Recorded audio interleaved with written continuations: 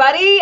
It is so exciting to be here with you on this NBCU Academy live stream. We're doing it. We're talking streaming. It's kind of perfect timing because I was able to launch a show with the help of our team here at NBC News Now, this incredible staff called Hallie Jackson Now just last night. So to be able to be here with you all and talk about streaming is just awesome. It is a new platform for us here at NBC. It is a new way of presenting the news and talking about the news that is powered on the very sort of traditional journalism, high class, incredible journalism and perspective programming that we have here across our NBC and MSNBC News families.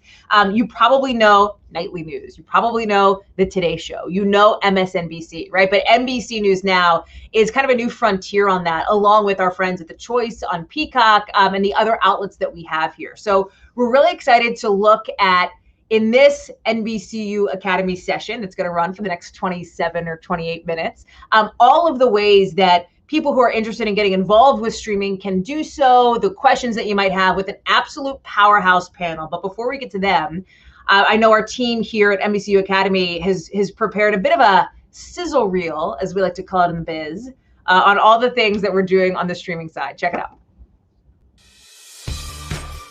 Good morning, I'm Joe Fryer. And I'm Savannah Sellers right now on Morning News Now. We begin top story tonight with that breaking news. Some of the stories making news right now. We're coming on the air tonight. We're watching news in two major trials happening.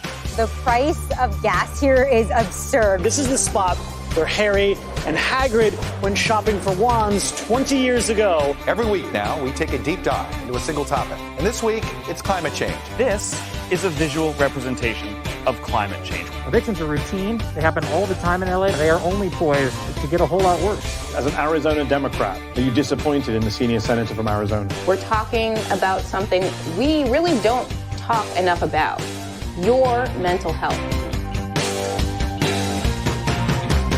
Thank you for watching and for trusting us. Good night.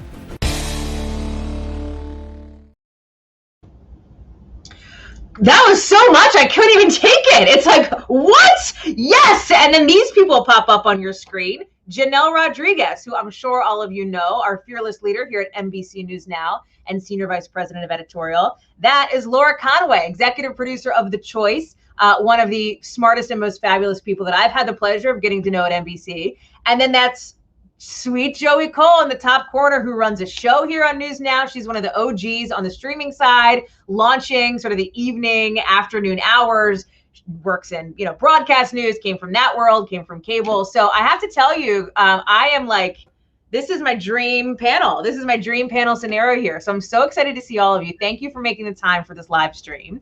And I want to kind of jump into questions, if that's okay with you guys, unless you want to go around the horn quickly and just in a sentence or two, why do you love being in the streaming space so much? We'll kick it off with a little lightning round, and then we'll come back to Q&A. Joey, let's start with you. I love it because it allows us to be creative. I think that we can tell news in a different way. And, it's just one of those things where we band together and it's like, let's try it. And if it works, fabulous. If it doesn't, we'll change it up. And I think the creativity is really what I love most about this. Laura, how about you? Seconding everything Joey said, and I would just add that because it is all new, it challenges you as a producer, as a storyteller, to use more of what you're able to do. You're running at a high level all the time, and that feels really great. Janelle. I love that we have a much lighter commercial ad load, and we really get to just focus on bringing people the best of our content, and that really anything goes, in the sense that we're not held to the same formats and the same structures that we are in other longer established news genres, that we really can kind of be experimental, take some risks, and also really focus in on what is interesting to people and what is a good use of their time on any given day. So let's talk about those people, because Janelle, as you well know, more and more of them are watching, and there's some pretty incredible numbers that we want to put up on the screen here to show the growth, because we know this year, from January to October, so from the beginning of the year until last month, people have watched more than 215 million hours of streaming across all of our NBCU news group.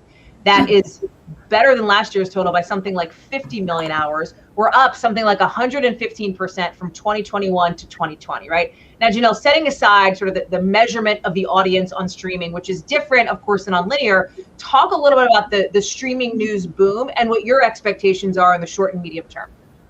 Yeah, I mean, a couple things. I think the shift towards streaming was inevitable given the technology, but two things happened over the past 2 years. One is an explosion in the technology side of things, the proliferation of smart TVs, the ease of access. You don't need to be an early adopter of technology, which was the case even just 5 or 10 years ago, right, to be able to easily access streaming content. And then the pandemic happened, right, which completely shifted and accelerated people's viewing habits. That combined with the innovations we've had in technology, which makes high definition video easily accessible to anyone, anywhere, anytime, has just exponentially fueled the growth in terms of streaming. What's relatively new-ish in the streaming world is, there is the Netflix of the world, which is, on-demand content. And then there is live streaming content. And that's where sports and news especially can dominate because, you can watch anything, anywhere, anytime at your own convenience, tailored to you. But there's something very particular about news and sports that necessitates a live experience. And that's where we think we have a real ability to super serve our audience. It's that live programming and that live space. And it's interesting, Joey and Laura, to have you both here because you're doing sort of different things on a similar streaming and digital platform. And so, Joey, let me pick up on something that you and Laura both referenced about the idea of how we cater to this audience on streaming and how we lean into what Janelle's talking about in that live space, which is, and to pull back the curtain a little bit for our many folks in the audience here, I've known Joey Cole for a long time because we worked together on the cable side of things. And then Joey has had multiple stints working on the network broadcast side of things. You have this really interesting, I think, depth and breadth of experience, Joey, across multiple platforms. So how do you take an approach to streaming news differently? Because on the one hand, as Janelle, talks about, it's our journalism. It's our NBC News journalism that's driving NBC News now. On the other hand, it is a different platform. We're not trying to be nightly or today or cable, over on the streaming side. How do you think about that? So thank you, Hallie, first of all. I think that being on different platforms, there is a format, right? And there is a traditional way of how things are done. And they're done that way because it's worked for decades, right? And so now that we are in a new way of presenting news, it really allows us to just think about all the different news stories that we can do, how we can produce them out. And we don't have to sort of formulate and stick to, a script. We can, go off on a news story and have it be, 4.5 minutes long or 2 minutes long. And we can really just, in depth with our news. And I think that, for us, it is a new frontier and we love it because we can just think creatively and we can always think about how we can present the news differently to our audience because I think we do have a different audience. And so for me, I love it because news stories and pitches that I may not have, signed off on being on the cable side or being on the network side, here in streaming, let's do it. Let's try it. And I think our audience is really taking to that. Laura, how do you see it? Because you're in this interesting space where, and for folks who don't know, Laura for a long time worked on Team Rachel Maddow. And Laura, you have a sort of fascinating career because you worked in digital, before digital was a thing, right? You worked across print and you have, again, as we talk about the breadth and depth of experience in careers, you also exemplify that in, I think, a really interesting and textured way. How do you think about now streaming and the idea of risk taking, particularly when it comes to what The Choice is doing, which, as we talk about separate from news now, is the perspective side of things. So that's Laura, let me let you explain it. Actually, I don't want to put words in The Choice's mouth, but explain kind of the concept of The Choice and how you look at risk taking on that front. Sure. I think the thing about perspectives, which is where we work, it's on MSNBC to sort of go to the analog that people would know. It's Maddow, it's Lawrence, it's Chris Hayes, it's Joy Reid, it's Ari Melber, it's all those shows there, where the host is a very big presence. And I think a lot of that it's sort of two things. One It's story selection. They're not necessarily trying to be the front page of the newspaper. They're not necessarily trying to hit every given story, but they're trying to hit stories where they think they have something to add. And the presentation of those things does come out of the primetime perspectives tradition at MSNBC, which is to say it's voicey.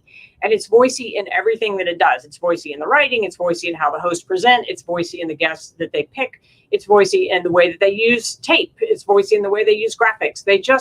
Last night we had a segment on Maddie Hassan's show that included pan flutes, just randomly playing sort of in and out of the segment to make a point to sort of create an atmospheric piece. And I relate to what you guys are saying very much about the risk-taking aspect of it. You do feel in streaming that you are making a new thing. You're making a new world. And you are able to take risk in a way that you might not for something that's been around for a long time. Or on the news side, like a piece that might be 1:30 on nightly news or the Today Show could be maybe 4.5 if the content drives it on the news side. Where's your head at as it relates to long form content where you live on the choice side and on the Peacock side of things? What do you mean when you say long form? What do you mean? How long would a piece be? Are you looking for things like mini docs, right? Is that something that you feel like is an appetite that your audience has, or not so much? I mean, I know that the cable side is kind of grappling with these things as well, and I wonder how you think about that. I am interested in the division that Janelle was talking about at the start here, where there's the live streaming experience and then there's the on-demand experience. We have done some of both, and I think going forward, I think we will continue to do some of both, right? I think that there's definitely a live aspect. There's a gather around the fire and hear the story kind of aspect to it. That's the appointment viewing that we talk about. I think that's where you have to be very careful that you're always serving the audience. They should come away understanding something that they didn't understand before. I also think that streaming in the way that people use it is that there's a large on-demand aspect to that, right? Like if I go to, when I think about streaming, I think, let me look up Successions and bring that, right? I want to see Succession. I want to see White Lotus. I want to see whatever that thing is. And I think that streaming, having this platform enables us to try things like that that are longer forms. It's not something that we have done as much as I would like, but we're very new. It's definitely something that I'm looking forward to doing more of in the next year, basically. One of the things that we touched on briefly, Janelle, was the idea of how do you measure, and again, just to break down that fourth wall, Janelle and I talk a lot about how do you measure success in the streaming space as we're launching this new show and as we're moving forward with that. There's no such thing, right, Janelle, as like Nielsen ratings on streaming. So how are you thinking about what success looks like in streaming? So I hope this doesn't get really boring for our audience, but I'll try and give the quick summation for folks who may have never interacted with it. Thank you for that indictment of my very thoughtful question. I appreciate whether you're on cable or on network television, we get Nielsen ratings, which is Nielsen uses a small sample of an audience to do a statistical extrapolation about the entire country. So even when you're getting Nielsen ratings, it's not a 1-for-1 X number of households actually watch. It's a statistical sample that they do extrapolations, which is why there's a lot of challenges with Nielsen itself. But when you get the Nielsen numbers every morning, you can see not only how you did, but also how your competitors did. In the streaming world, by definition, we are all distributed across multiple platforms and multiple distribution points. So, we are on Roku channel, we are on Amazon Prime, we are on YouTube TV, Hulu, you name it. Each of those platforms have their own data reporting. They will give you your data sometimes the next day, and sometimes if there's a multi-day delay. And what you don't get is your competition data. As of now in the streaming world, you really only see your data. It's more robust in that you're actually seeing one-to-one X television set was on for however long, or someone was watching on their phone. So in some respects, it's much more robust in Nielsen. But on the other hand, you only see how you did. So in some ways, it's kind of a purist competition. You are judging yourself against your own performance and your own benchmarks.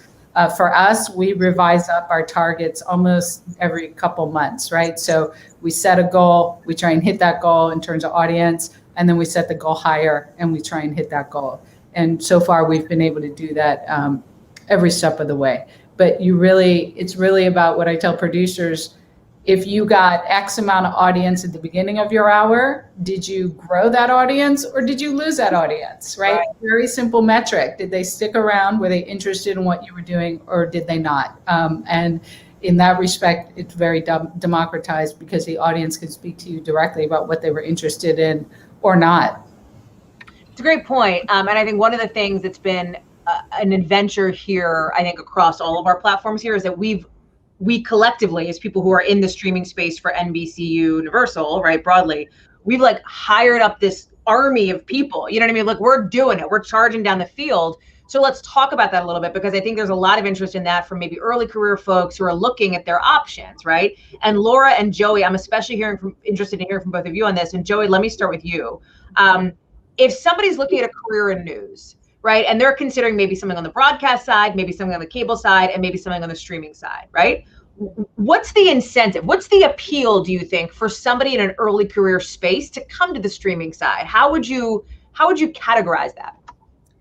So I would say that because there is so much growth on the streaming side, there's so much opportunity. And, I will give an example where we had, production assistant, and she's fabulous. And she was a production assistant last year. But because she was so diligent and her hustle game was so high, within a year, she became a producer with News Now. And so that is extraordinary growth. And that doesn't happen on the other platforms. And so if you are a hustler, if you are good at what you do and you work to improve your craft, you can go anywhere. Like it's limitless. And so I also think that, we talk about streaming as the future. The streaming is now. And so I tell younger people who are looking for, career advice, where should they go? I say go to streaming, because you will get more opportunities to grow. And also, I think there's a bit of freedom that you have to really voice your opinions, where I think on other platforms, because there is a structure, when you are at an entry level, that opportunity is less. So you feel like people might feel more empowered to have a voice at the table? Absolutely. I mean, the way we run our team is everyone has a voice. All boats rise together. And I have to say, honestly, our best original content, I would say 50 to 60% of the time, it comes from our production assistants and their pitches. And I love it because they pitch something and I'm like, what? I've never heard of this. Like, what is this? And I'm like, run with it, go with it. And they script, they write, they work with the reporter, they shoot, they edit. And what you see is literally a product of their labor. Like, it's not professionally done, anything like that. They take it from the ground up. And I am so proud. I'm so proud of all the work that everyone's put into News Now. It's amazing. On the choice side, Laura, are there unique skills that you're looking for? Like you know a lot of staff from a lot of different places. Is there something unique that you're looking for in candidates that are coming to you looking for positions at the choice? How would you think about that? Well, I tend to like readers and writers a lot. But I don't know that that's the only thing. I think one of the things about being part of something new, and it kind of tracks with what Joy was just saying, is it's helpful to know how to do a lot of things, because there isn't necessarily a large built infrastructure either to hold you back or to hold you up necessarily. So it's really useful if you're good at, making reporting phone calls. It's really good if you are comfortable inside social media. It's really good if you've picked up tape somewhere along the way. It's really good if you've picked up being able to do graphics along the way, because your show, being a new show, will absorb all of that. It's just like Joey's saying, you'll get opportunities. The other thing I would say about streaming that I think is kind of interesting is because streaming is booming, we are able to hire people who make excellent mentors. And everyone we hire who's in a senior position has an eye toward that and is one of the best at what they do. So for people who are just starting out, early career people, I do think it's incredibly attractive, first for the opportunities, but also for the mentorship, which matters a great deal. Do you think that's different than what you've seen on other platforms? I have been a part of a few different startups, and one of the things that I would say about them is startups attract an interesting group of people. If you the top to bottom, the startups that I've been involved with have been as good as any team that I've ever touched. And to Joey's point, they're going fast, they're moving, they're growing, so that you get that combination of acceleration and mentorship. I think that's fascinating. Janelle, as somebody who's kind of at the top of the hiring food chain for the News Now side, are there certain skills or certain strengths that you've seen, like that you can now identify when you look at your team and go, okay, a lot of people have X quality, right? Like this actually really, I didn't think this was going to be so helpful, but it turns out this is a really good trait to have when you're working in the streaming biz. Yeah, I would actually say, like, for someone in early career or even mid-career or even senior career, it's the craft of the different skill sets that will make you successful, and different people have different paths in terms of what they're interested in. But the key ones, writing is a must, whether you want to work in streaming, broadcast, cable, or print. Video editing, most, if not everyone coming out of graduate school, undergrad these days, do edit, and keeping that skill, honing that skill. Editing is a craft into itself. Shooting is another skill set we're looking for, and certainly if you can write, shoot, and edit, you're going to get employed no matter where you're applying to, right? And you'll have the ability to move across platforms. Those things hold true, again, across platforms, because they are the basis of video journalism. So I would focus, if you're early career or in college or graduate school, focus on the skills for now and the craft, and make sure you're honing your craft, and worry a little bit less of like, which platform should I get into, and refine that skill set. You will be highly employable. One of the things that I've noticed, just even as we put our sort of teams together, and Joey, you touched on this a little bit, the pitches, right? The creation of original content. I think that's one of the amazing things across, now across the choice, across the various platforms we have, is like, it is an unbelievable home. It used to be, right, in the olden days, you had a 22-minute evening news broadcast, right? And then like the Today Show, which had its own sort of branded style. Cable came along, that became a home for a lot of stories. But really, at least on the MSNBC side, we cover breaking news, but also political news. There's a home for stories that aren't getting on those other platforms on streaming. But pitching is a hard process. Everybody wants to do it, and it's not the easiest thing to do, right? To create a good pitch. What advice would you have for people who, wherever they may work right now, who are full of ideas and they're so excited about those ideas and want to get those ideas on TV? I'd love to hear from all three of you of how you take somebody who's really excited, enthusiastic, and has a thought. How do you make a thought an actual story? So yeah, Laura, hop in. Sure. So for me, a winning pitch is a thing plus another thing. Right? Like sometimes the thing is so big that everybody just has to do it. Like if there were a new Supreme Court nominee or something, that's clearly a thing. It gets even better if you have something else you can add to it, whether it's historical context about that person, something like that. I love stories that are not the obvious big story right at the start. I love a story that starts in a state somewhere that we don't usually cover. I love a story that starts with a school board, as we all do now. And I think that the trick is to, at a minimum, give me that thing that you've just found, right? Probably by reading a newspaper, and something else that you've put with it that makes sense of it, right? It gives a dimensionality to it. It can be that it can be a soundbite that you have to add. It could be a piece of polling that you have to add. It could be political precedent on that thing. The more you can give me an A plus B in a pitch, the more successful you'll be. Joey, how about you? I would say you have to be concise. If you cannot tell me your pitch in 2 sentences, then it's not a pitch. And obviously you're still muddied in terms of what exactly the story is. And one of the things that we do is that we do have a lot of new people who are new to the industry, and we work with them because there may be an idea there, but then it's, okay, how do you turn that into a story? And what are the visuals? And really, why do we care? Why do we care? Because if we can't answer those basic questions, then it's either, okay, go back and figure out how to repitch, or we pass on it. But I think that the enthusiasm that, our PAs have and our APs and those who are just entering into the industry is golden. And when you have that hustle and enthusiasm and you just come right back at me with another pitch and another pitch, it's a part of the learning process that I really love. Janelle?